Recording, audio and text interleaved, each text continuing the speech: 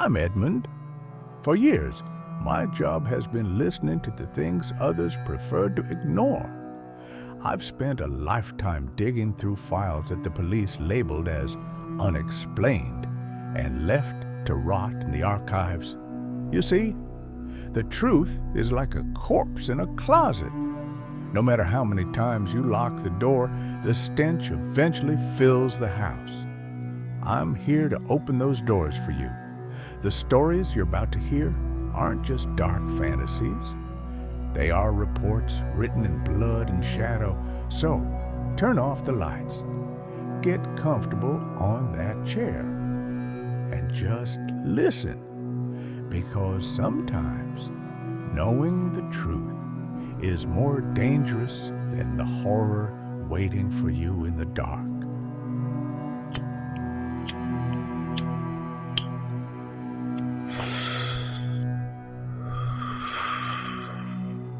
Think about it. Who is the worst kind of killer? The one who kills for money or the one seeking pleasure? No. The worst of them is the one who believes he's a hero.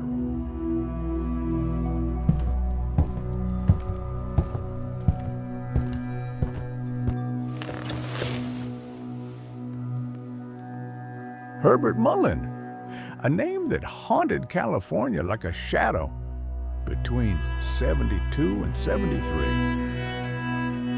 He sent 13 people to their graves, but not for money and not for lust. He believed he was saving the world. Mullin wasn't your ordinary killer looking for pleasure or money. He was a complete psychopath hearing voices in his head.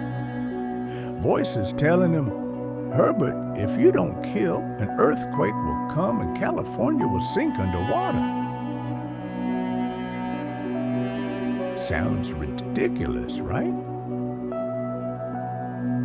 But for the 13 people who died at his hands, it was no joke.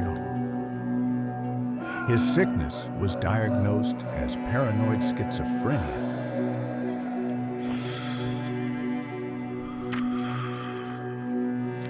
But to me, he was just a black hole.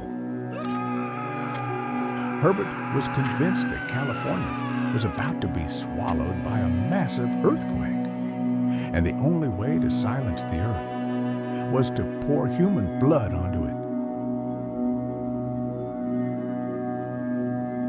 A deal with the devil, or perhaps just with himself.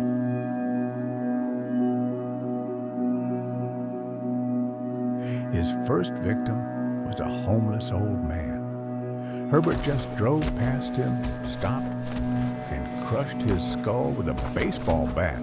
Why?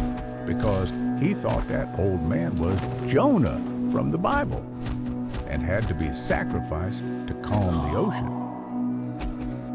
But the real tragedy happened in January 1973.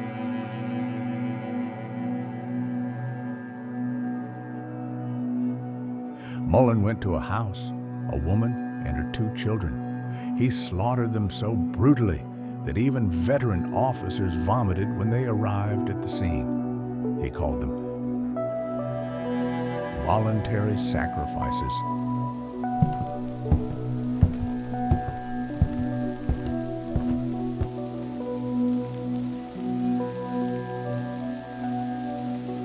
You know what's truly chilling? That Mullin walked among us. He wasn't some horned monster. He was the neighbor who said good morning to you while hiding a bloody knife in his trunk. He believed every murder added one more day to the earth's life. His victim list had no logic. A homeless old man, a priest listening to confessions, and even innocent children.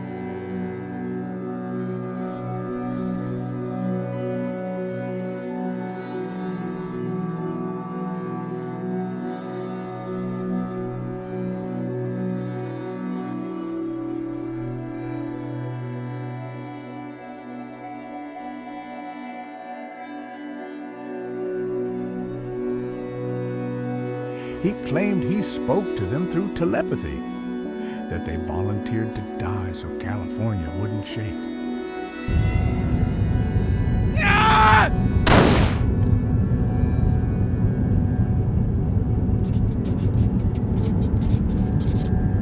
That's 5 Dallas, Yama 13 Central. 5 George K. 5 George K.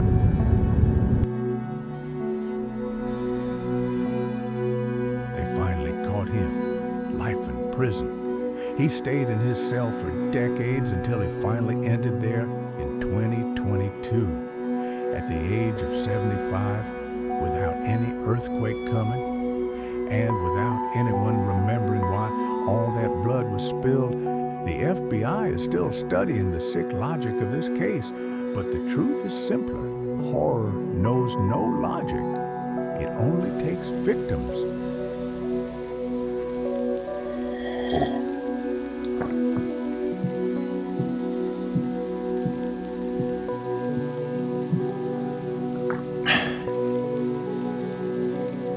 Now, ask yourself, as you listen to my voice and the rain hits your window, how many people are out there right now thinking that to save the world, they must sacrifice the next person who walks by?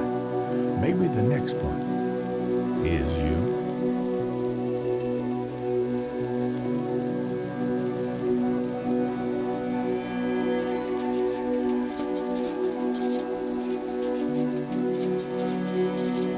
Listening to the truth is hard, isn't it? But remember, I'm Edmund, and this is just the beginning